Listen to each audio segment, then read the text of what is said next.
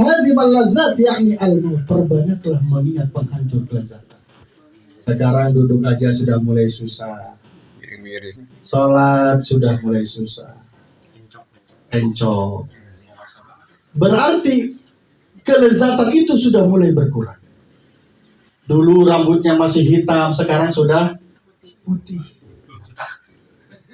Uban sudah mulai bertabur, mata sudah mulai kabur, pendengaran sudah mulai lamur, kulit sudah mulai kendur.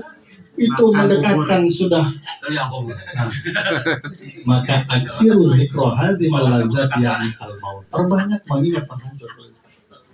Maka dengan diberikannya kita kesempatan oleh Allah, mumpung kita masih diberikan kesempatan oleh Allah, perbanyaklah untuk memperbanyak ibadah kepada Allah.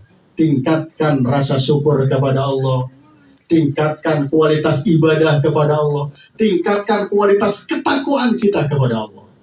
Karena takwa merupakan puncak prestasi tertinggi bagi manusia. Kalau kita ibaratkan takwa itu sebuah perahu yang berlayar, dia itu adalah kemudi dan kompas. Sebuah kapal yang akan berlayar, yang akan mengarungi samudra luas ataupun lautan lepas. Untuk sampai kepada pantai harapan tempat berlabuh, dia mesti mengandalkan dua alat, yaitu kemudi dan kompas. Berani mencoba berlayar tanpa kemudi dan kompas, dia akan terbawa oleh gelombang arus lautan yang begitu dahsyat, bahkan akan tenggelam dan karam pada penyesalan yang berkepanjangan. Begitu juga takwa.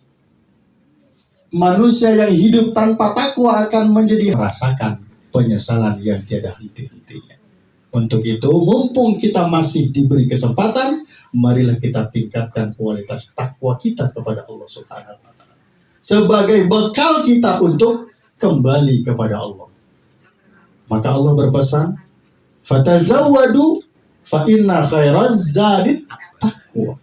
Dan berbekallah kalian, dan bekal yang paling baik adalah takwa, bukan harta. Bukan juga raga. Raga akan berkurang, harta pun akan berkurang.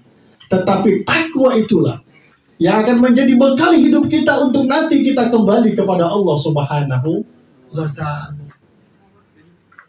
Maka ada salah seorang sahabat yang mengatakan, Umar bin Khattab, beliau mengatakan, hasibu anfusakum qabla an tuhasabu. Hitung-hitunglah dirimu sebelum Allah menghitungnya. Maka hisab diri kita. Ketika kita mau tidur, yang namanya kematian itu pasti akan datang kepada kita yang hidup. Kullu nafsin dha'iqatul maut. Setiap yang bernyawa itu pasti akan menjumpai kematian. Cuman kematian itu datangnya tiba-tiba. Tidak ada kompromi. Kepada siapapun, dia akan datang. Yang tua, mati. Yang muda, mati. Muslimin, mati. Muslimat, mati. Raja-raja, rakyat biasa, mati. Presiden, rakyat, kuda, kita semua mati. Saya, belakangan. Pawarsa hidup. Artinya kematian itu bisa datang kepada siapa saja dan tiba-tiba. Ada orang lagi mancing rokok, rokoknya jatuh, mati. Rokoknya mati. Artinya kematian itu, walaupun orang itu misalkan sakit, dia dirawat di rumah sakit yang sangat hebat, ditangani oleh dokter yang sangat cerdas, pakai peralatan yang sangat canggih.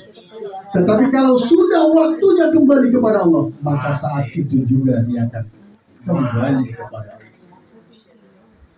Maka di dalam surah An-Nisa ayat 78, A'udzubillahi minasyaitonirrajim, satu benteng yang sangat kokoh, sangat kuat. Kalau sudah waktunya, pasti akan kembali kepada Allah. Dalam surah Al-Jumu'ah Allah menegaskan, Qul innal mautal ladzi tafirruna minhu fa innahu mulaqikum tsumma turadduna ila 'alimil ghaibi wasyahadah fayunabbiukum bima kuntum ta'malun. Katakanlah bahwa kematian itu yang kamu lari daripadanya, kata Allah, maka niscaya kematian itu akan mendatangimu untuk mempertanggungjawabkan apa yang kamu lakukan pada waktu hidup di dunia ini. Jadi apa yang kita lakukan ini akan dimintai pertanggungjawaban di hadapan Allah Subhanahu wa Ta'ala.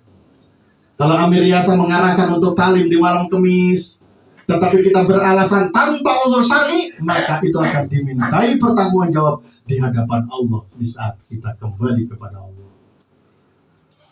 Di dalam surah Al-Mulk ayat 2, a'udzubillahi minasyaitonir rajim, alladzi khalaqal mauta wal hayata liyabluwakum ayyukum ahsanu amala. Yang menciptakan kematian dan yang menciptakan kehidupan untuk menguji kalian siapa amal yang lebih baik di antara kalian. Di dalam tafsir itu dijelaskan bahwa yang disebut dengan amal yang lebih baik di antara kalian adalah siapa yang lebih banyak mengingat kematian itu. Dengan banyaknya mengingat kematian, artinya kita akan mempersiapkan amal untuk kita kembali kepada Allah Subhanahu wa Ta'ala. Maka jadikan kematian itu sesuatu yang nikmat, bukan menakutkan. Dengan apa? Dengan mempersiapkan kematian itu. Kira-kira Pak Warsa, kematian itu nikmat nggak kalau menghampiri kita? Menakutkan atau menikmatkan? Jadikan kematian itu sesuatu yang nikmat pada diri kita. Maka persiapkan untuk menghadapi pintu untuk kehidupan yang sebenarnya. Maka ada dua riwayat. Yang pertama, Nabi Allah Ibrahim alaihissalam ketika mau dicabut nyawanya oleh malaikat maut, Nabi Allah Ibrahim itu terkenal Khalilullah, kekasih Allah. Ketika mau dicabut nyawanya oleh malaikat maut, maka kata Nabi Ibrahim, sebentar, wahai malaikat maut, ini bukan sekedar mencabut nyawa. Bukan sekedar mencabut nyawa. Tetapi saya mau bertanya, wahai malaikat maut, adakah seorang kekasih yang mau mencabut nyawa kekasihnya sendiri? Malaikat maut nggak bisa jawab ditanya begitu sama Nabi Ibrahim. Diam tuh malaikat maut.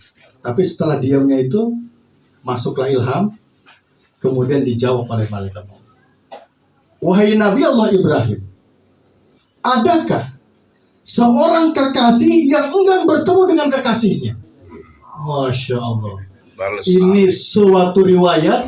Ternyata bahwa kematian itu adalah sesuatu yang nikmat.